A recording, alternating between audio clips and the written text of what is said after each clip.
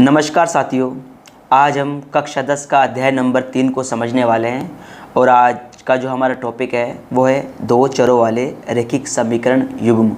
अब देखिएगा दोस्तों, जो इस अध्याय से जो हमारे सवाल होंगे यहाँ पर देखो, वो सारे के सारे सवाल होंगे युग्म में। किसमें दोस्तों? युग्म में। और युग्म का मतलब क्या होता है दोस्तों? जोड़े में, एक पेयर में होंगे दोस्तों। किस में होंगे? एक पेयर के अंदर होंगे। देखिएगा दोस्तों, युग्म मतलब क्या होता है? हमारे पास एक जोड़ा होता है।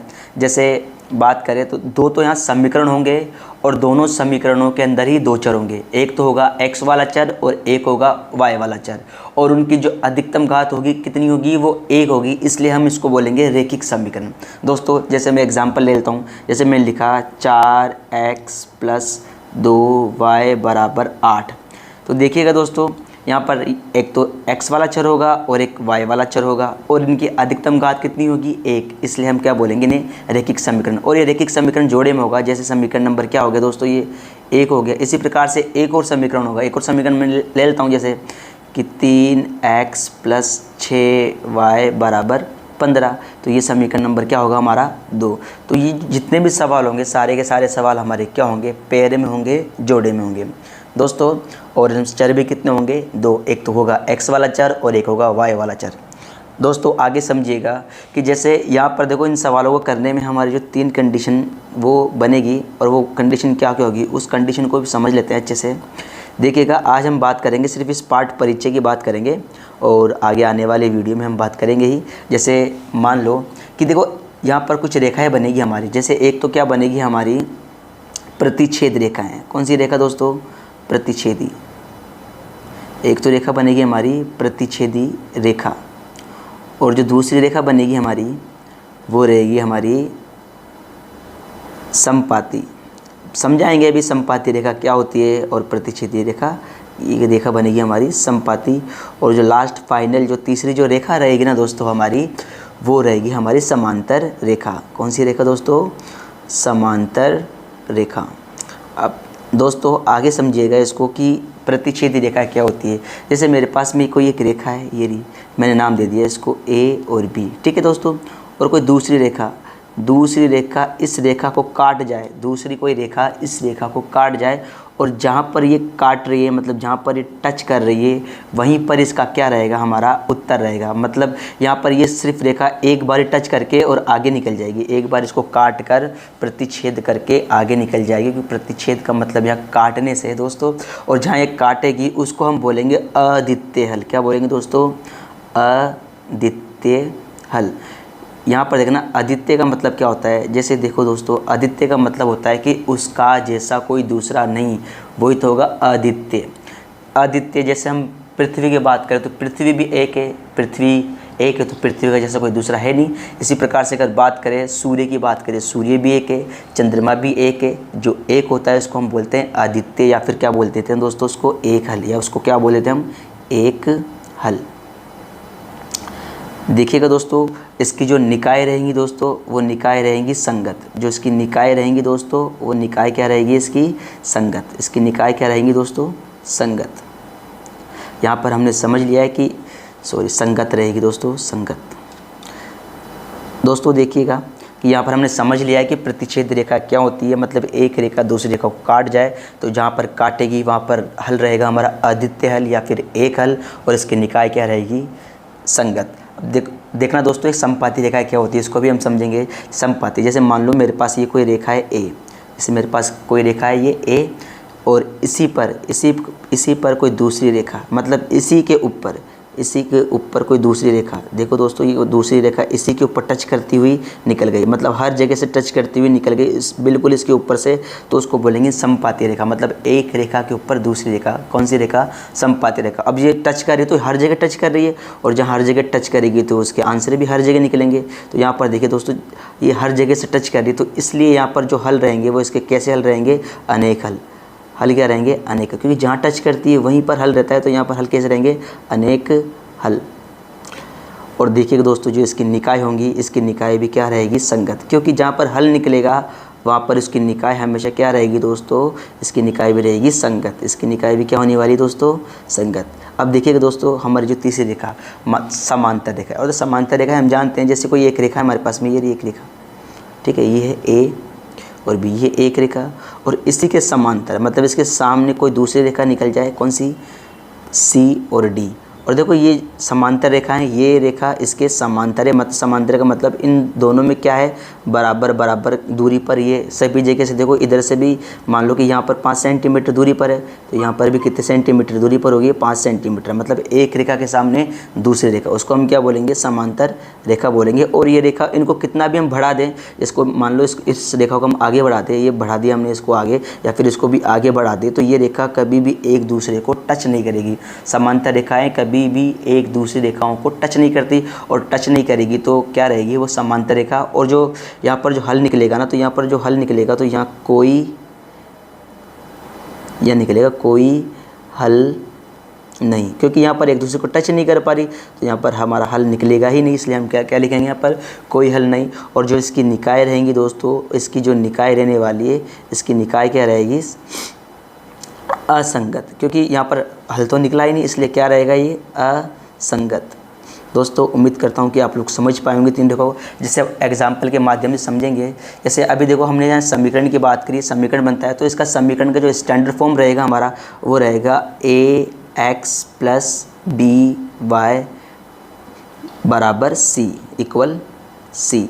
देखिएगा दोस्तों, यहाँ पर जो a b c है वो हमेशा क्या रहेंगे, न्यूमेरिकल नंबर रहेंगे। क्या रहेंगे दोस्तों, न्यूमेरिकल नंबर। जैसे मैंने बोला कि a बराबर मैं 4 मान लूँ, और b बराबर 3 मान लूँ, और c बराबर मैं क्या मान लूँ दोस्तों, मान लो c मान लूँ मैं 6। तो देखो क्या बन जाएगा हमारे समीकरण कि 4x + 3y = 6। तो ये हमारे ऐसा समीकरण बन जाएगा। दोस्तों यहाँ पर दो समीकरण बन रहे हैं, इसलिए हम इसको तो नाम देते हैं 1 वाले, ये x1 और ये y1, और यहाँ पर देखो ये x2 और ये क्या रहेगा हमारा y2। तो देखिएगा दोस्तों, जो हमारे पास में जो प्रतिच्छेदीय रेखाएं रहेंगी ना, उसका जो हमारा जो समीकरण बनेगा वो किस प्रकार से बनेगा। देखिए दोस्तों कि a1/a2 does not equal b1/b2। अब देखो दोस्तों, एक समीकरण दूसरे मतलब जो a किसके बराबर नहीं है, b के बराबर नहीं है। जब b के बराबर नहीं है तो c को कंपेयर करने की आवश्यकता हमारी यहाँ पर होगी नहीं। अब देखिएगा दोस्तों, समपाती रेखा हमेशा तीनों ही क्या रहेंगे, बराबर, a b c, इसमें तीनों ही क्या रहेंगे, बराबर। जैसे देखो a1/a2 बराबर है b1/b2 के, और ये भी बराबर होगा c1/c2 के। तो यहाँ पर जो भी हमारा जो रेखाएं बनेगी वो कैसे बनेगी, समपाती रेखा है, मतलब एक के ऊपर दूसरी रेखा बन जाएगी हमारी। और जो तीसरा रहेगा हमारा, तीसरा समांतर रेखा है। देखो दोस्तों, इसमें क्या होगा कि a1/a2 ये तो बराबर होंगे b1/b2 के, लेकिन इसमें c क्या रहेगा दोस्तों, वो अलग रहेगा। इसमें c क्या रहेगा, c1/c2 बराबर नहीं होगा इन दोनों के, मतलब a और b के, वो कोई अलग नंबर होगा। जैसे हम एग्जांपल ले लेते हैं, जैसे मैंने बोला कि 2x + 5y = 8, ये समीकरण नंबर मैंने 1 ले लिया। इसी प्रकार से मैं समीकरण नंबर 2 ले लूँ। समीकरण नंबर 2 जैसे मैंने बोल दिया कि 3x + 7y = 10, ये समीकरण नंबर हो गया मेरे पास में 2। अगर हम इसकी जांच करें तो देखिएगा a1, तो यहाँ पर देखना a1/a2। देखिएगा दोस्तों, ये a1 है, a1 कितना है हमारे पास में 2, और a2 कितना है हमारे पास में 3।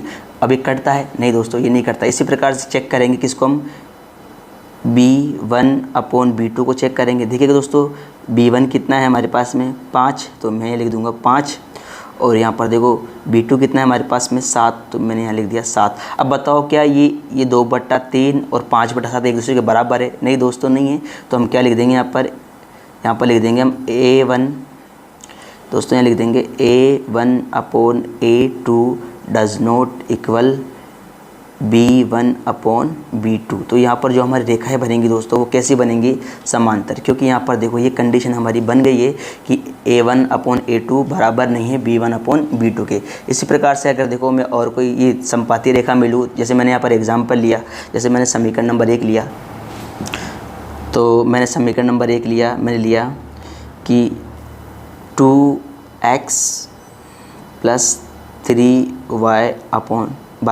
5, ये समीकरण नंबर क्या हो गया दोस्तों मेरे पास में 1, क्योंकि युग्म में होगा, जोड़े में होगा, और समीकरण नंबर 2 में ले लूँ। यहाँ पर देखो मैंने लिया 4x + 6y = 10, तो ये समीकरण नंबर क्या हो गया 2। अब देखिएगा दोस्तों इसकी जांच करेंगे तो यहाँ पर देखना कि a1/a2, देखिएगा दोस्तों a1 कितना है इसमें, ये रहा a1 कितना है इसमें 2, और a2 कितना है इसमें 4। देखो आपस में कटते हैं तो 2 एकम 2 और 2 दूनी 4, यहाँ तो आगे 1/2। इसी प्रकार से मैं जाँच करूँ b1/b2, देखिएगा दोस्तों b1 कितना है हमारे पास, b1 देखो दोस्तों ये रहा b1 कितना है 3, और b2 कितना है 6, तो b2 कितना है 6, कटता है देखो 3 एकम 3 और 3 दूनी 6, मतलब ये 1/2 तो बराबर है। अब तीसरे को चेक करते हैं c को, देखना दोस्तों c1/c2, तो c1 कितना है हमारे पास में 5, और c2 कितना है हमारे पास 10, तो ये भी कटता है एक दूसरे से, 5 एकम 5, 5 दूनी 10। इसका मतलब देखो यहाँ पर भी 1/2, यहाँ पर भी 1/2, और यहाँ पर भी 1/2, और तीनों हमारे पास में बराबर आ गए। तो हम लिख सकते हैं इसको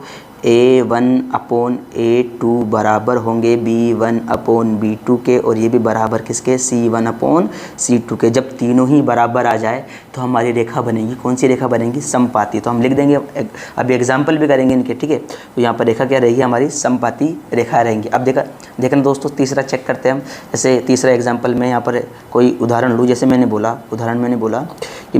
5x + 2y = 7।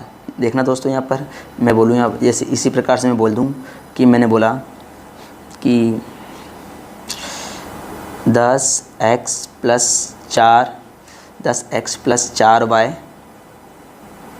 = 5, तो ये तो समीकरण नंबर क्या हो गया दोस्तों 1 हो गया, और समीकरण नंबर क्या हो गया दोस्तों 2 हो गया। तो अब देखो a1/a2, तो देखें दोस्तों a1 कितना है 5, और a2 कितना है 10, कटता है तो काट देंगे, 5 के 5, 5 दूनी 10। इसी प्रकार देखना दोस्तों b1/b2, तो देखें दोस्तों b1 कितना है 2, और b2 कितना है 4। देखिएगा दोस्तों इसको भी काट देंगे, 2 एकम 2 और 2 दूनी 4, मतलब a और b तो एक दूसरे के बराबर आ गए। दोस्तों अब c को चेक करते हैं, c1/c2, देखिएगा दोस्तों c कितना है यहाँ पर 7, और यहाँ पर c2 कितना है हमारे पास 5, तो ये कटता है क्या, नहीं कटता। तो देखो a और b तो आपस में एक दूसरे के बराबर आ रहे हैं, लेकिन यहाँ पर c अलग है, तो हम लिख देंगे a1/a2 बराबर हैं b1/b2 के, लेकिन c इनमें क्या है अलग है दोनों से, तो c1/c2 बराबर नहीं है। तो ये हमारी तीसरी कंडीशन बनेगी। और यहाँ पर जो हमारी जो रेखाएं बनेगी वो कैसी बनेगी, समांतर रेखाएं बनेंगी, और ये निकाय रहेंगी असंगत, और यहाँ पर जो हल रहेगा वो कोई हल नहीं। उम्मीद करता हूँ कि दोस्तों आप लोगों को समझ में आया होगा। इसी क्रम में हम आगे बढ़ते हैं, कुछ एग्जाम्पल और लेते हैं बुक से। दोस्तों देखिएगा अब इसी क्रम में आगे बढ़ते हैं, और देखो ये दूसरा सवाल दे रखा है कि अनुपातों a1/a2, फिर है b1/b2, फिर दे रखा है और c1/c2 की तुलना कर ज्ञात कीजिए कि निम्न समीकरण युग्म द्वारा निरूपित रेखाएं एक बिंदु पर प्रतिच्छेद करती है, या फिर समांतर है, या फिर समपाती है। देखिएगा दोस्तों ये सवाल नंबर 1 लेते हैं। देखिएगा सवाल नंबर 1 में हमें दे रखा है कि 5x - 4y + 8 = 0, ये समीकरण नंबर 1 है हमारा। और यहाँ पर देखिएगा ये 7x + 6y - 9 = 0, और ये समीकरण नंबर 2 है हमारा। देखिएगा दोस्तों यहाँ पर हम समझेंगे कि यहाँ पर देखना कि a1/a2, a1 क्या होता है x वाला, तो यहाँ पर देखना ये कितना है 5/7। इसी प्रकार देखना दोस्तों b1/b2, तो b1 कितना है हमारे पास में, ये b1 है -4/6, कटता है तो काट देंगे, 2 के पार से कट रहा है, तो 2 दूनी 4 और 2 तिया 6। इसी प्रकार से दोस्तों देखना कि यहाँ पर c1/c2, तो c1/c2, तो c1 दे रखा है हमें 8/9। तो दोस्तों देखिएगा कि a1/a2 ये बराबर नहीं है, किसके बराबर नहीं है दोस्तों, ये बराबर नहीं है ये b1/b2 के। क्यों बराबर नहीं है, क्योंकि A1/A2 तो कितना आया है 5/7 और B1/B2 कितना आया है -2/3। जब ये बराबर नहीं है तो तीसरे वाले को लिखने की हमें आवश्यकता ही नहीं है, क्योंकि जब ये दो ही बराबर नहीं है तीसरे वाला बराबर कहाँ से होगा। तो दोस्तों यहाँ पर देखो हमारे क्या बन रहा है कि यहाँ पर जो रेखा बन रही है वो कौन सी बन रही है। देखो दोस्तों यहाँ पर जो रेखा बनती है वो बनती है हमारे पास में प्रतिच्छेदी। हमने सीखा था अभी कौन सी रेखा है दोस्तों, प्रतिच्छेदी रेखा, ठीक है। और अगर देखो यहाँ निकाय तो पूछा नहीं, अगर निकाय पूछता तो निकाय क्या है हमारे पास में, यहाँ पर निकाय क्या बनता हमारे पास में, क्योंकि यहाँ पर प्रतिच्छेदी रेखा ऐसी होती है कि एक रेखा दूसरी रेखा से टच करती है और टच करती है तो वहाँ पर क्या निकलता है, हमारा आंसर निकलता है। तो निकाय क्या रहेंगे यहाँ पर, संगत। निकाय क्या रहेंगे यहाँ पर, संगत। अगर ये हल पूछता दोस्तों तो हल क्या निकलता हमारा, हल क्या रहेगा हमारा, हल रहेगा हमारा अद्वितीय, क्योंकि प्रतिच्छेदी रेखाएं एक बार टच करती है और जब एक बार टच करती है तो यहाँ पर हल रहेगा हमारा अद्वितीय। दोस्तों उम्मीद करता हूँ कि आपको समझ में आया होगा। इसी प्रकार से हम दूसरा प्रश्न लेते हैं। दूसरा सवाल क्या है हमारा कि 9x + 3y + 12 = 0, ये समीकरण नंबर 1 है। इसी प्रकार से देखना 18x + 6y + 24 = 0, और ये समीकरण नंबर क्या है दोस्तों, हमारा 2 है। दोस्तों देखिएगा, इसको समझिएगा कि ये हमारा 24 है। आगे देखिएगा दोस्तों कि हम चेक करते हैं इसको A1/A2, तो A1 कितना दे रखा है हमें 9 और A2 कितना दे रखा है हमें 18, और कटता है ये 9 × 9 और 9 दूनी 18। इसी प्रकार से चेक करेंगे B1/B2 को। दोस्तों देखिएगा B1 कितना है हमारे पास 3 और B2 कितना है हमारे पास में 6, और काट देंगे इसको तो ये भी कटता है 3 × 3 3 दूनी 6। तो देखो ये भी 1/2 आ गया। इसी प्रकार से चेक करेंगे C1/C2 को।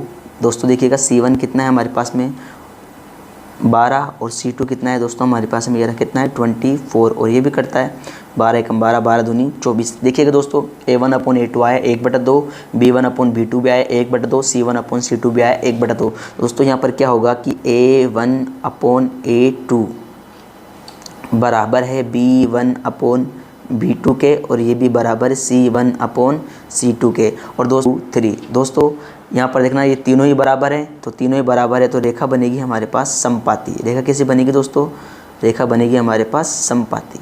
और समपाती रेखा हम जानते हैं क्या होती है कि एक रेखा है और उसी रेखा के ऊपर कोई दूसरी रेखा आ जाए और वो हर जगह से टच करेगी, और टच करेगी तो उसके बहुत सारे हमारे हल निकलेंगे, इसलिए हम उसको अनेक हल बोलेंगे।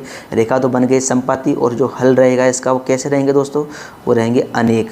हल कैसे रहेंगे दोस्तों इसके, अनेक। और जो इसकी निकाय बनेगी दोस्तों, और वो निकाय रहेगी इसकी संगत। क्यों बनेगी संगत, क्योंकि यहाँ पर इसका आंसर आ रहा है तो यहाँ पर कैसे रहेगी, यहाँ पर संगत। जहाँ हल निकल जाएगा वो निकाय उसकी संगत रहती है। दोस्तों कैसे रहेगी निकाय, कैसे रहेगी संगत। इसी प्रकार से हम तीसरे सवाल को करते हैं। देखिएगा दोस्तों इस तीसरा सवाल जो दे रखा है, हमें दे रखा है तीसरा सवाल, और ये है 6x - 3y + 10 = 0, ये हो गया समीकरण नंबर 1। इसी प्रकार से देखना ये 2x - y + 9 = 0, और ये हो गया समीकरण नंबर 2।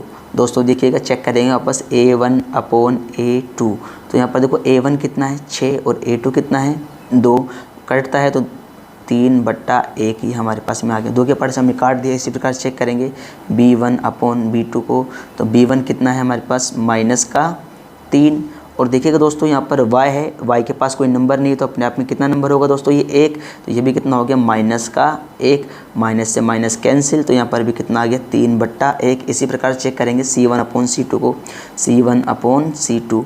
देखिएगा दोस्तों C1 कितना है यहाँ पर 10, तो यहाँ लिख देंगे 10, और C2 कितना है दोस्तों 9, तो यहाँ लिख देंगे 9। तो ये कटता है कि दोस्तों नहीं कटता, तो ये कितना आ गया हमारे पास में 10/9। तो अब देखो दोस्तों जाँच करेंगे यहाँ पर देखना कि A1/A2 ये तो बराबर है B1/B2 के। क्यों दोस्तों, क्योंकि A1/A2 आया 3/1 और B1/B2 आया है 3/1, लेकिन C1/C2 थोड़ा अलग आया है, तो ये कितना है 10/9। तो लिख देंगे ये बराबर नहीं होगा किसके, C1/C2 के।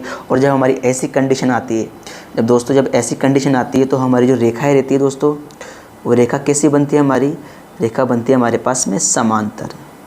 और हम जानते हैं दोस्तों समांतर रेखाएं आपस में ऐसी होती है और आपस में कभी भी नहीं मिलती, और जो इनमें जो गैप होता है वो हमेशा क्या होता है, बराबर बराबर। हर जगह से यहाँ पर गैप क्या रहेगा दोस्तों, बराबर बराबर। और आपस में जब मिलेगी नहीं तो ये एक दूसरे से टकराएगी नहीं, और जब टकराएगी नहीं तो यहाँ पर हल क्या रहेगा, हल रहेगा यहाँ पर कोई हल नहीं। यहाँ पर जो हल बनेगा कोई हल नहीं। और इसी प्रकार से यहाँ जो निकाय रहेंगी दोस्तों, वो निकाय कैसी रहेंगी, हमारी निकाय रहेगी असंगत। क्यों? क्योंकि संगत निकाय उसकी होती है जहाँ पर कोई हल निकलता है, तो यहाँ कोई हल निकला ही नहीं, तो यहाँ पर निकाय कैसी रहेगी, असंगत। दोस्तों उम्मीद करता हूँ कि आप लोगों को समझ में आया होगा। तो इसका सेकंड पार्ट बहुत जल्द आने वाला है। दोस्तों हमारी वीडियो को लाइक करें, शेयर करें, सब्सक्राइब करें, हमें सपोर्ट करें, और इसी प्रकार से और भी अच्छे तरीके से आप लोगों को पढ़ाया जाएगा। दोस्तों आप बिल्कुल निश्चिंत हो जाएं, आपके मैथमेटिक्स में 100 आउट ऑफ 100 आने ही वाले हैं दोस्तों। जय हिंद।